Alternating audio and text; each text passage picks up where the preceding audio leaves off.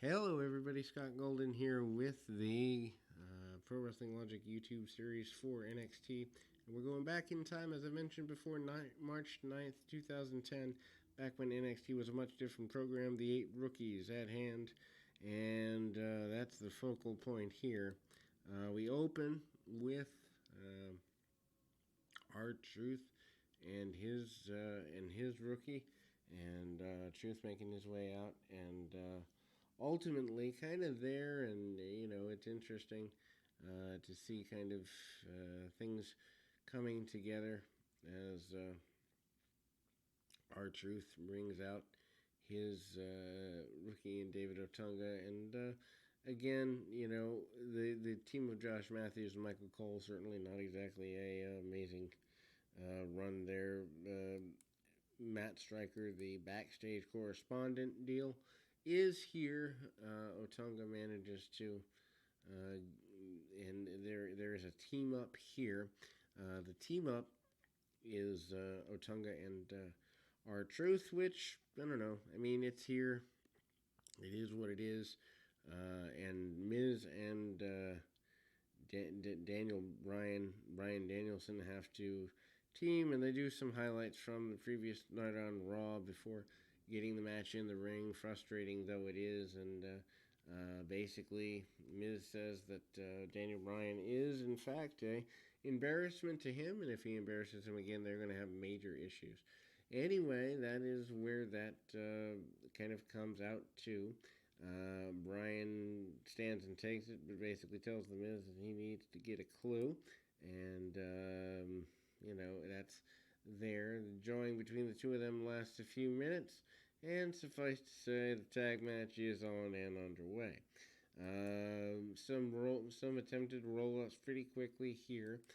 R-Truth having the advantage because of his experience, stays in there with Daniel Bryan. R-Truth still around all these years later, now obviously doing the comedy gimmick. Tag off to Otunga, and manages to keep going with it. Irish whip and double shoulder tackle. Manages to stay on the task there.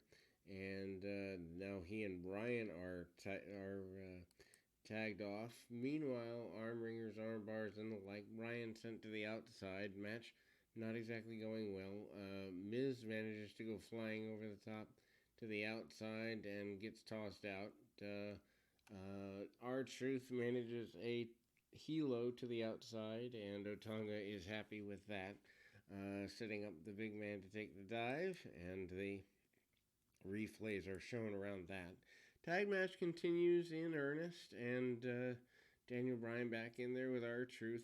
It's clear that you can see they're trying to do something with Daniel Bryan that's a little bit more than what they would normally do, I think. Anyway, Bryan with a knee to the midsection and goes to town pretty quickly, assertively here.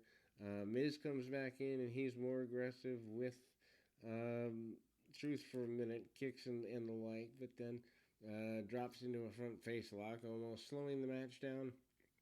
I wouldn't say to an unwatchable rate, but chokes him out and does basic things. I'll be completely honest, I've never been a Miz fan. I will never be a Miz fan, and even here, putting a souring on a guy like Daniel Bryan, especially brand new in his career, is a pretty big deal. Otunga manages a power slam, but Bryan runs in, kind of blurring the lines between babyface and heel on this show, in the sense of rookies are all supposed to be babyfaces, but we don't really know that for sure. Daniel Bryan tags back in and hits a bunch of yes kicks after a missile drop kick, keeping him off base in every possible way except the fact that he's doing pretty well. Running attempted, I guess, almost like a running kick, but doesn't get everything he wants on that. Awkward sunset flip takeover and then into a knee bar. Otunga puts himself in the wrong corner almost, and that doesn't go very well. Match actually goes longer than expected. I mean, they've almost gone 10 minutes. Tarver is on the in the inside, and or not Tarver, but Otunga manages to get a victory over the Miz, and therein lies that. Daniel Daniel Bryan looks frustrated coming back, and Keith Slater says he's grateful for the opportunity, but also makes fun of Daniel Bryan for losing last week. There is a face-to-face between the Miz and Daniel Bryan in the back, where Bryan blames Miz for the loss, and the win-loss records factor into the elimination style competition. They do a highlight package on Justin Gabriel, who is doing the kind of the behind-the-scenes deal. Gabriel, who was successful against Barrett the week before, indirectly. Jericho unimpressed with that, challenging Gabriel to step up his game. And Barrett is there. Matt Hardy alongside, and Hardy kind of being called the sensei or the teacher to his adversary. And then we see Christian with Heath Slater, Tarver coming out with Carlito, and it is what it is as far as that's concerned. Heath Slater had a lot of charisma at the time, probably more so than the average person. Carlito takes a bite out of the apple and is ready to spit in the face of Heath Slater. Carlito and Slater in there with each other, but doesn't spit in his face. Carlito misses instead, and Slater fires back on Carlito pretty aggressively. Carlito is a guy that when he cared about wrestling, he really cared. When he didn't, it was obvious. Cuts off Slater, and Slater's exuberance kind of comes forward quite well in the process of everything. And then we see arm bars and the like here on Slater, and Miz isn't out there, but Carlito is, and kind of doing the same slimy heel sort of thing. Carlito getting out wrestled a little bit by the young rookie, and some questions about where things are going come into alignment here.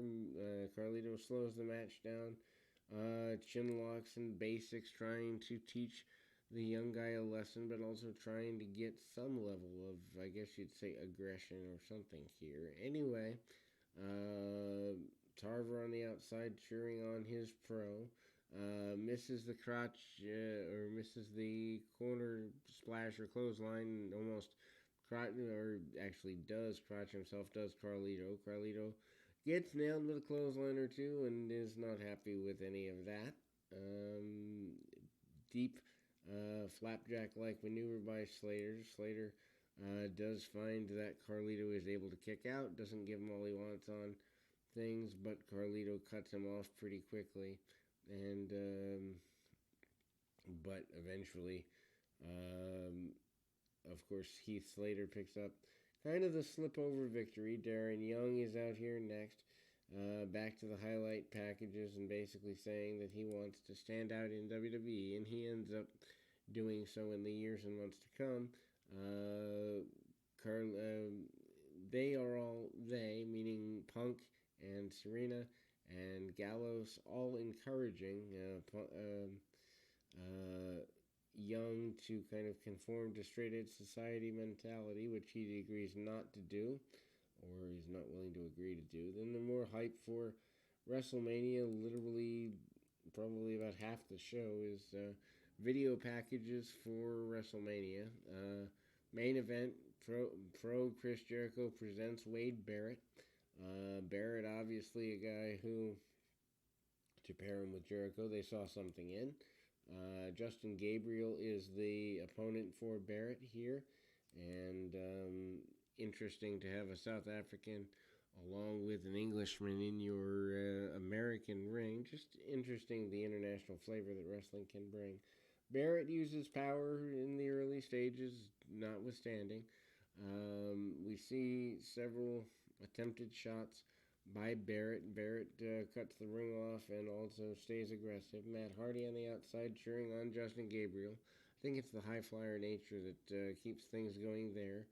Gabriel hits a discus clothesline, although doesn't get all he wants on it. Spends the majority of the match, does Gabriel being kind of the underdog a little bit, but also using the speed at a whole nother level. fights out of the kind of Finley roll type maneuver, roll up by Gabriel, and almost gets a victory there. Doesn't get all he wants, but gets nearly enough anyway. Then we see the attempted kind of slingshot backbreaker by Barrett. Barrett gets a short victory there. Both guys on the top turnbuckle a few minutes later and fighting for and jockeying for position. Gabriel does a really good job selling the back that had been worked for several minutes prior to being in the position of being on the top rope, and Gabriel hits a 450 splash for the victory. Jericho comes in and tries to do damage to him post-match and does exactly that. But that will close us for this particular edition here on the NXT Review Series, and we'll be back with more right after this.